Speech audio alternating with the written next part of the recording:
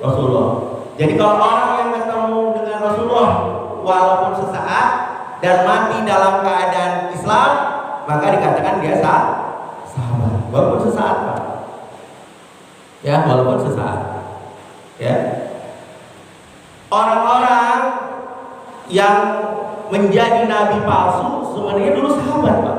Musailamah al-Kadzdzab itu sahabat, tapi kan dia meninggal bukan dalam keadaan muslim. Bahkan dia al-Kadzdzab, pendusta. Maka dia bukan dikatakan sahabat walaupun ketemu Rasulullah. Karena dia meninggal dalam keadaan kafir. Nah, kalau tadi tabi'in tidak ketemu dengan Rasulullah, tapi ketemu sahabat. Dan dia belajar kepada para sahabat. Nah, itu tabi'in, Pak. Nah, tabi'in dia tidak ketemu dengan sahabat, tapi ketemu tabi'in. Nah, ketemu tabi'in, maka disebut tabi'in. Nah, para imam mazhab kita, 4 mazhab, sebenarnya mazhab itu banyak, Pak. Ada Daud al-Qahiri, mazhab Qahiriyah. Itu Ahlus Sunnah juga, tapi lenyap, Pak.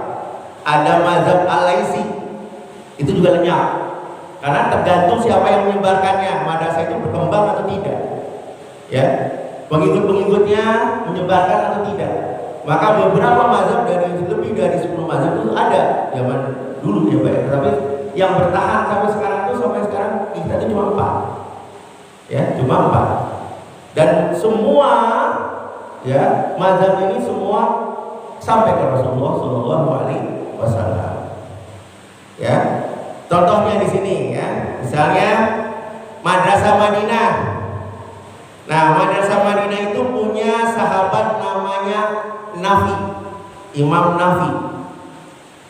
Ya, jadi Imam Nafi berguru kepada Ibnu Umar. Ya, berguru kepada Ibnu Umar. Nah, Imam Nafi ini adalah murid, ya, adalah guru dari Imam Malik bin Anas. Nah, Malik bin Anas, ya, kemudian menjadi guru bagi imam kita, Imam Muhammad Idris Asy-Syafi'i. Jadi beliau pernah belajar di Madinah, Pak. Tapi sebelumnya beliau belajar di Mekah dulu, Imam Syafi'i. Ya. Jadi kalau urutannya kan madrasah Mekah itu dipimpin oleh Ibnu Abbas radhiyallahu anhu. Ya. Kemudian Ibnu Abbas punya ya, jadi di bawahnya ada tabi'in namanya Amir bin Dirham. Amir bin Dirham. Kemudian Amir bin Dirham punya murid namanya Sufyan bin Uyainah. Nah, Sufyan bin Uyainah ini adalah guru dari Imam Syafi'i. Ya, dari guru dari Imam Syafi'i. Ya, namanya Sufyan bin Uyainah. Ya, jadi beliau belajar, Imam Syafi'i itu belajar ke tiga tempat ini, Pak, nantinya, Pak. Jadi ilmunya sangat luar biasa, lebih mumpuni, lebih luar biasa, ya. Karena dia memadukan beberapa madrasah-madrasah Madinah, Mekah dan Kufah di Irak. Sedangkan di Kufah sendiri ada Ibnu Mas'ud, ya, itu sahabat besar, Pak.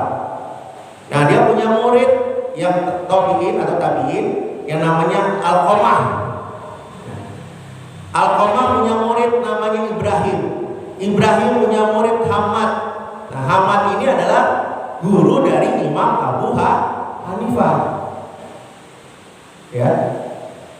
Ya. Kemudian ya, Imam kita, Imam Syafi'i berguru kepada Imam Malik secara langsung di kota Madinah, ya. Kemudian berguru kepada murid dari Imam Abu Hanifah. Jadi yang menyarankan untuk belajar ke Kufah adalah Imam Malik sendiri kepada Imam Syafi'i. Ketika lulus dari perguruan Imam Syafi'i, Imam Malik, maka Imam kita Muhammad Idris Asy-Syafi'i disuruh untuk berguru di madrasahnya Imam Abu Hanifah. Nah, dia bertemu dengan Muhammad Asy-Syaibani, murid dari Imam Abu Hanifah. Karena Imam Abu Hanifah itu meninggal dunia bersamaan dengan meninggal dunianya Imam Abu Hanifah, lahirlah Imam Syafi'i. Jadi 150 Hijrah itu adalah meninggalnya Imam Abu Hanifah, tapi tahun yang sama ya Imam Syafi'i lahir. Makanya Imam Syafi'i tidak berguru langsung kepada Imam Abu Hanifah, tapi berguru kepada muridnya Muhammad bin Syaibani. Seperti itu. Jadi Imam Syafi'i menerima juga ahlul ra'yi dan ahlul hadis. Jadi lengkap ilmunya Pak Imam kita, Imam Syafi'i. Ya. Nah, jadi sebenarnya kalau kita mengikuti para imam itu, sebenarnya kita mengikuti Rasulullah. Dan ilmu-ilmu kita ini semuanya sebenarnya bersanad Pak. Ya. Jadi kalau dalam keilmuan itu harus bersanad. Bersanad mana? Bagaimana? Nyambung Pak. Ya. Kita di sini belajar